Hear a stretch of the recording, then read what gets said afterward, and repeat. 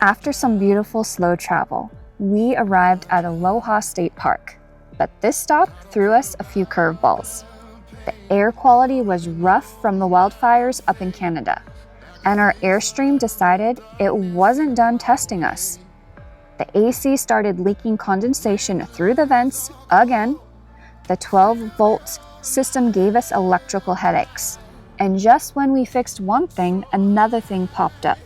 They drilled holes on the reservoir that it's supposed to hold and collect the water and reroute it through the clear pipes. And that's where the water was coming from. Not to mention they did not clean the coils. So stick around, folks, because this episode is all about how we survived smoky northern Michigan while the AC was literally dropping a super thundertendum and disaster struck. A lot of issues, a lot of drama, but we survived. Just remember that RV life is not all about sunrises and sunsets. It's also about things going wrong. And in this episode, yes, things did go wrong. The water condensation from the AC is supposed to collect in a reservoir and then go from the reservoir through the pipes, and outside the Airstream there is also an outlet that allows this water to actually go to. That's where the water is routed. But the shop who did supposedly an AC service, which as you guys can see, they did not even clean the coils. What they did was they drilled holes on the reservoir, and then water was coming straight out from the reservoir and onto the roof, and then it was leaking through the reservoir inside the Airstream into the ceiling. We're gonna close the holes with Permatex on our reservoirs that they shouldn't have been drilled in the first place, and reroute those pipes in the correct spot without being pushed or kinked or splashed, and that's the fix. Right now he's mixing the Permatex that he's going to put onto the reservoir holes that they were drilled from the other RV shop. See how the condensation drains from here? Well, before, the condensation was draining through the drilled pan because the pan was not supposed to have drill holes in the first place. And it was going around the Airstream, and some of the water from the condensation was going through the gasket.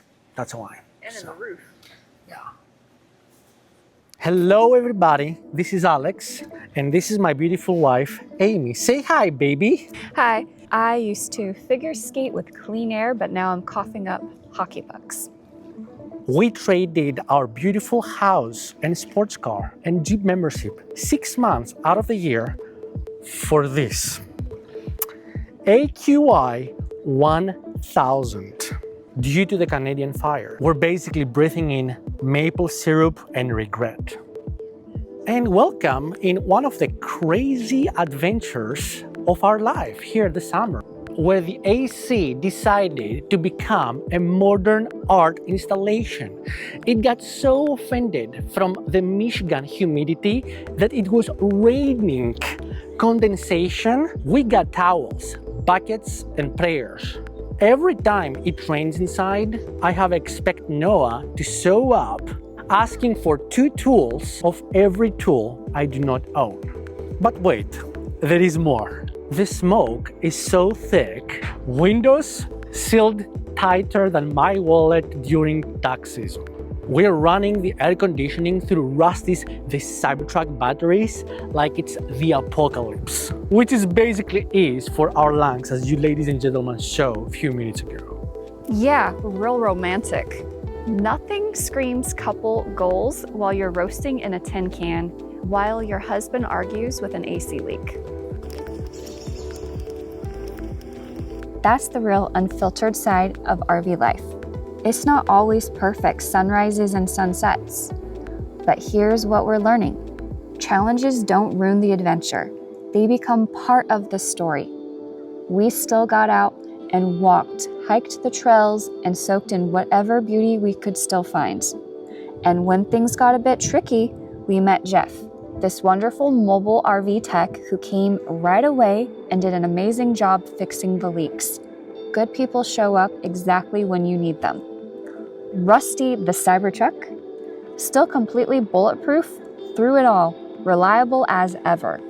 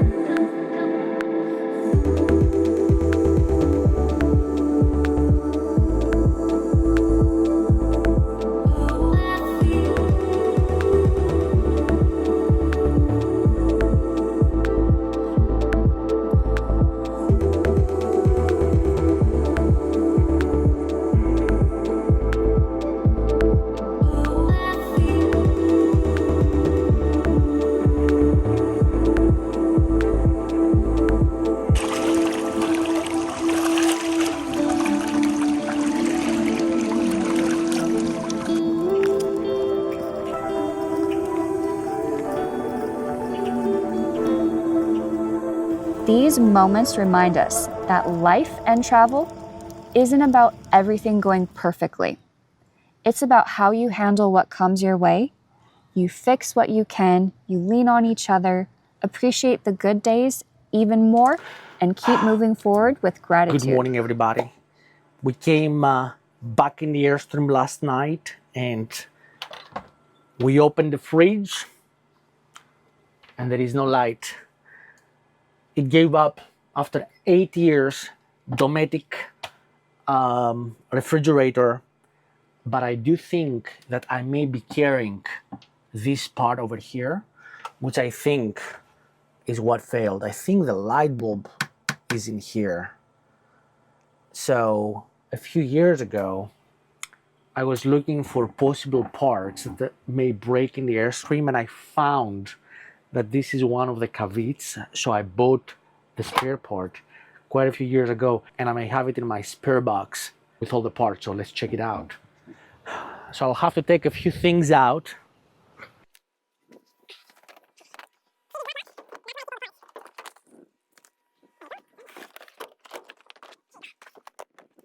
And this is my part box. I think this may be it. Oh, la la la. I knew I had the part. Let's go put it on. There you go. See, that pops out. This is our new part over here. Oh yeah, that's the one. I think that's pretty simple.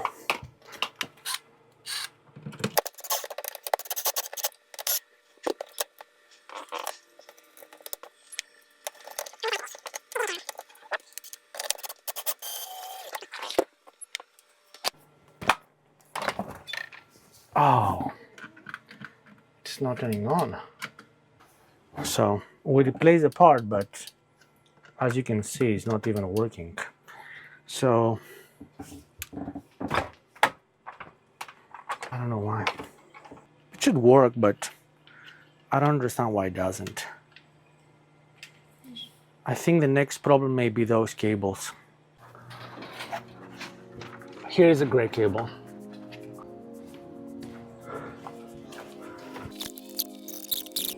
So I had a replacement switch in my part box, and believe it or not, the brand new switch is a bad switch.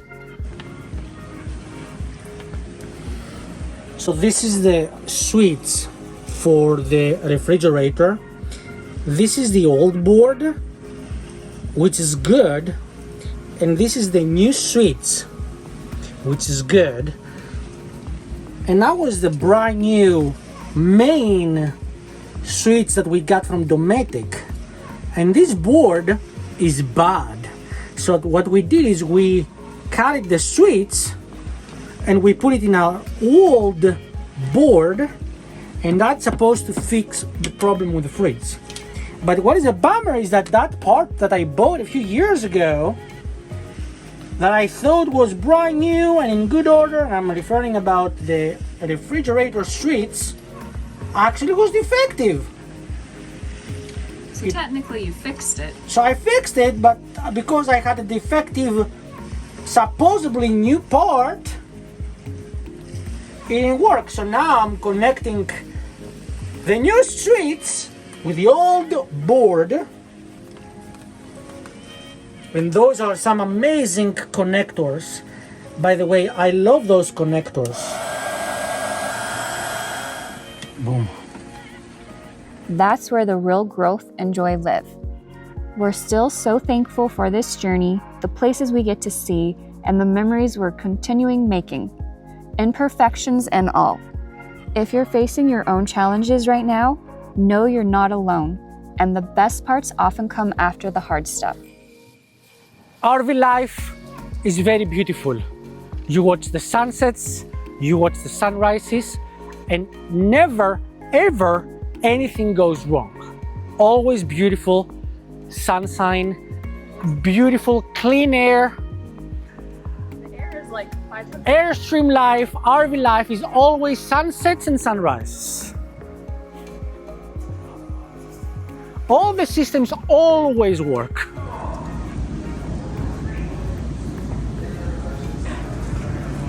The human race is very, very unique. First, it's toilet paper. Now it's air purifiers. So we bought from Lowe's these filters, and those are for vent 2000R. And what I'm doing is putting one filter on each of the vent intakes, because the filters the Airstream comes with, I call them toy filters, because they're like not really doing much. So I'm putting this extra filter, and then I'm putting the toy filter right under it.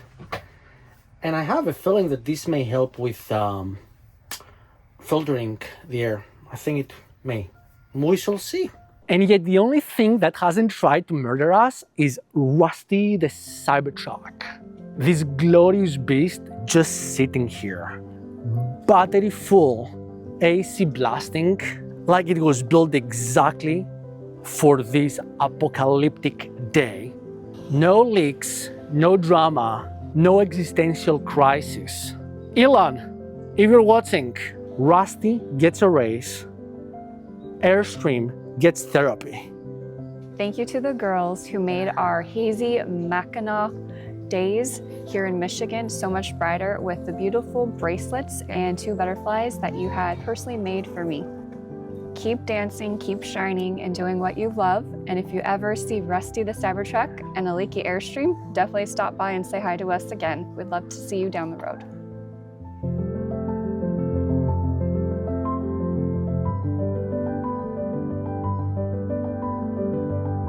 See you next time if we don't dissolve into the atmosphere first.